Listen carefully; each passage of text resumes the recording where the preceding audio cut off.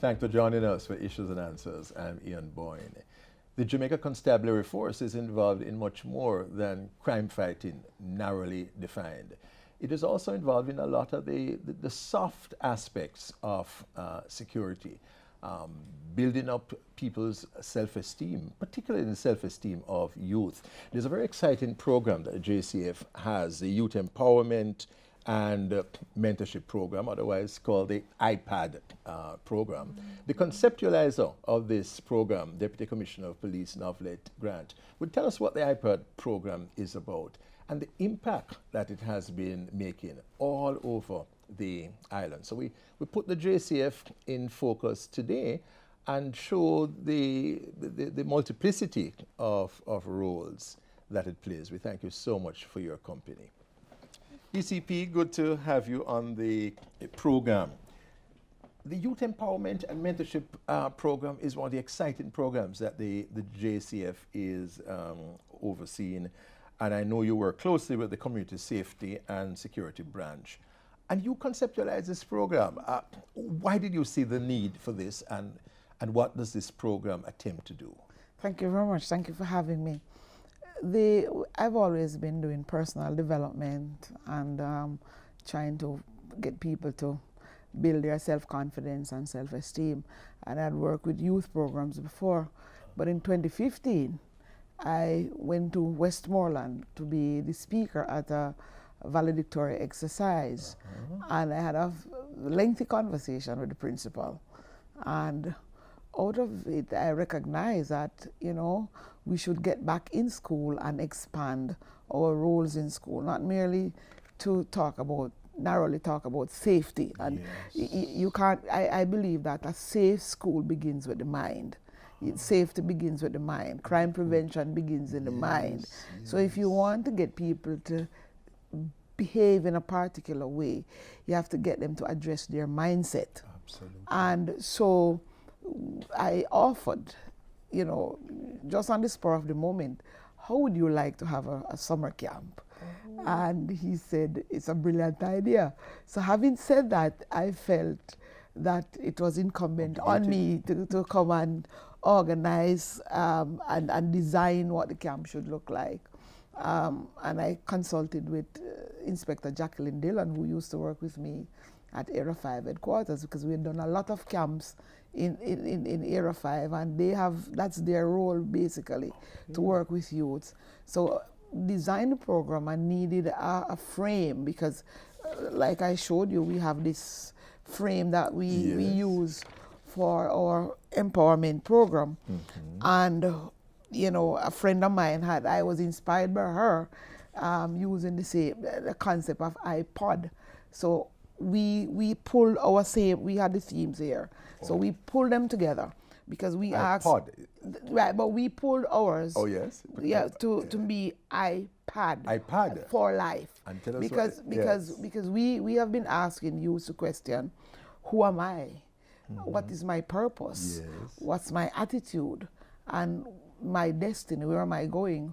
So that is it. So when we I is for identity, which is to know myself. And P is for purpose, which is to learn and grow. Attitude, which the virtues we extol there, respect, kindness, and gratitude. And the D is for destiny, my life path. Where am I going? And so we talk to youths about their hopes, their dreams, their fears, their aspirations. We talk to them about some of the cultural messages that they hear, you know, the kind of labels, the prejudices, all of those things that undermine their self-esteem. We talk to them about important relationships. The ones that we emphasize really is parent and child. A lot, because that is a critical one. There are other important relationships that we talk to them about. What we really spend a lot on parent and child relationship and relationship with their peers, because within the frame of the narrative is helping them to build core life skills. And there are critical core life skills that we think they need to master. Effective communication, for example. A lot of the conflict that they have starts with their inability to express themselves, we find that they lack emotional vocabulary. They can't express emotions very well. And so it is expressed in terms of physicality. True. Or abusive words, because unfortunately, they are exposed to a lot of adverse experiences. And verbal abuse is one of those big areas that they seem to have a lot of vocabulary for. Yes. So within that, we emphasize that you are at a stage where you can learn, you can grow. That's a natural stage you're at. Even though it's the, I would say, the prerogative of all adults, all human beings actually, to continue to learn and grow. But you are at that critical point of your learning and growing. And we want you to master certain skills and certain virtues. When we look at attitude, everybody likes to say you have an attitude. But nobody is ever telling you specifically what is a negative attitude that makes relationship fraught with conflict.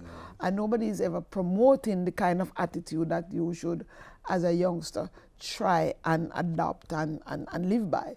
So we told them, you know what, for you it's respect, kindness, and gratitude. Oh, these are the three. The three that we emphasize. Virtues. Virtues, kindness, and gratitude. We emphasize that a lot. And in doing so, we start to see, almost from day one in the camp, we start to see them showing. They started demonstrating. Yes, especially once kindness. Taught these things. Yes, especially kindness. We see them being kind to each other. We see them recognizing the need to show appreciation when somebody does anything for them, to say thank you. We see them looking out for each other in a way that, based on some of the reasons why they are sent to the camp, you would not expect that from them. But it tells you it's there. They just need somebody to empower them. So it shows that these youth are trainable. They are trainable. They are trainable. And they are not irredeemable. No, and critically, we don't want them to drop out of school. We are trying to get them to recognize now that you have choices and decisions to make, even at this young age, and they come with consequences. And so that is the life path that you're setting your foot on. Are you on the right life path? Who are you traveling with? Who are the people influencing you? And we put it to them in stark terms that they can understand. So I said to them, you are currently in schoolhouse. From schoolhouse, where are you heading? You have two choices for life path. Schoolhouse, arms house, dead house, jailhouse, or early dead house. That is a life path if you make certain choices. They come with that kind of consequence. But we want you to stay in schoolhouse, get to know who you are, become a lot more self-aware, understand your purpose is to learn and grow, understand that if you have the right attitude of kindness, gratitude, and respect, and your destiny in your life path, you can move from schoolhouse to King's house. Yeah, Jamaica house. Jamaica house. Yes. Any kind of house Absolutely. that is other than the other ones, so long as you become a productive member of the society. Yes. We're going to break at this point. DCP Grant. The constabulary force is making an impact, is reaching the young people, trying to bring critical values to them. The Deputy Commissioner of Police, Novelet Grant, is telling us about one such program that the JCF has, the empowerment and youth empowerment and mentorship program. She has more when we come back from a short break.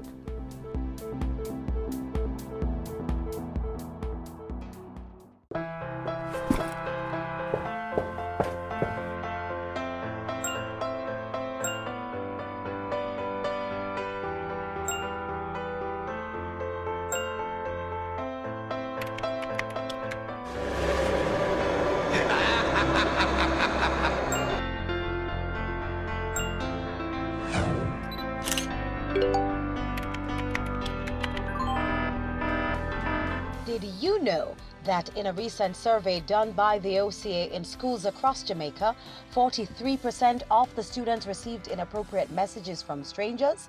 The OCA wants you to be smart online. Never speak to persons you don't know. Parents, Encourage your children to be social but be smart. This message was brought to you by the Office of the Children's Advocate with support from UNICEF.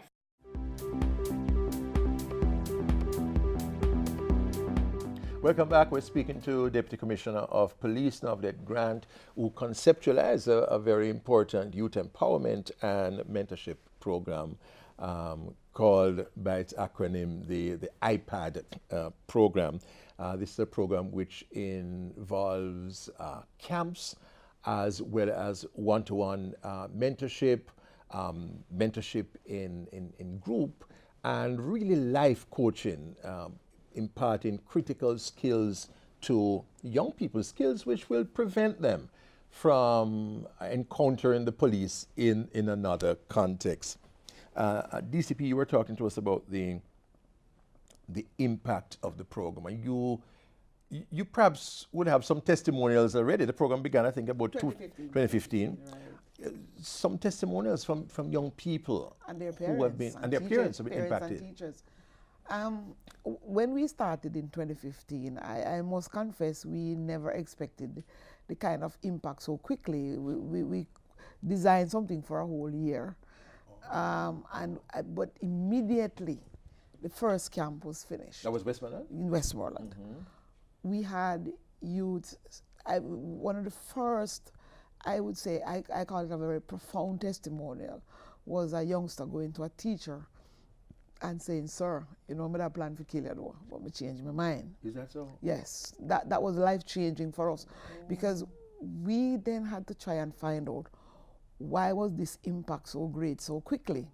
And we normally keep up with them, and a lot of them told us, we went back during the school year, and a lot of them told us about becoming a lot more self-aware and a lot more conscious of their potential, of their possibilities. They changed their attitudes towards learning, towards school, towards authority, towards each other. They moved on to doing well academically, did well at sports. Yes. They got school leadership position, like being prefects and so on. And the teachers told us, we are still seeing, you know, we had it in the summer, in July and December, we were getting from teachers that, you know, we are still seeing really positive impact and results. By the following year, you know, they were talking about tremendous benefit to the schools.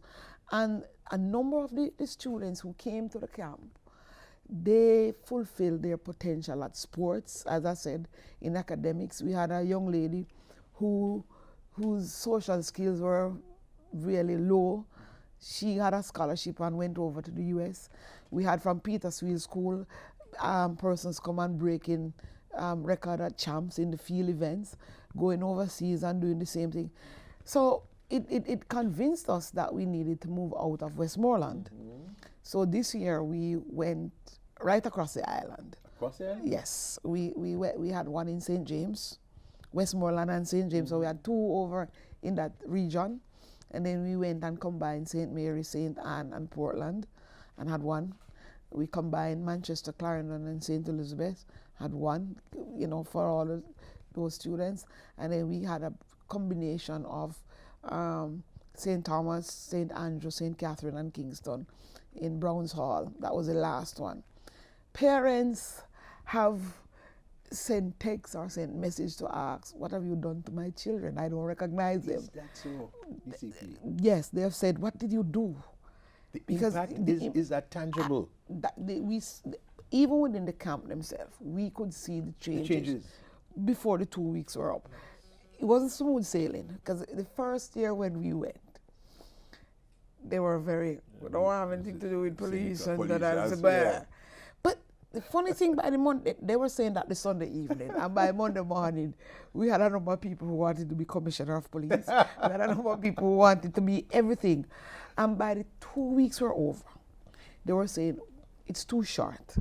We need it." We brought in the parents for Parent Day. Mm-hmm. And we had conversations with them. This year, the conversations were a little deeper with the parents, because we wanted for them to demonstrate the quality of their communication with their kids in terms of giving them empowering messages. And I must confess, for the most part, that is in short supply. The empowering messages from the parents, they are not as strong as we want them to be. So we're willing to work with them, obviously. The kids are saying to us, you need a camp for the parents. Parents have even said that. As to how that would work, that's another story. But what we need as we continue to mentor throughout the school year is to have alumni from various schools, other members of the community who believe they have what it takes to be a good mentor, to join us. Because when we run some of the role plays and the social experiments in the camps, even though most of these youngsters are from economically challenged background, they never ask for material things. What they're talking about is that relationship. They want quality relationship. They want adults to show that they care. They want us to listen to them. They want to be able to talk to us. They want to have a voice. They want us to not shut them down. So the relationships are very important. And we find that that is true because when we have the circle of strength type exercises. Tell us about that. What's the circle of strength? Yes. This is where they sit together, usually around a campfire, where we want people, this is where we want them to disclose issues that they think they can get help with. And the disclosures, especially this year, have been very traumatic, not just for the youngsters, but for even the police officers, who even the following morning were crying. So police officers themselves are impacted. Literally crying tears. Tough policemen. Yes. Men and women literally cried to hear and understand what our children are going through.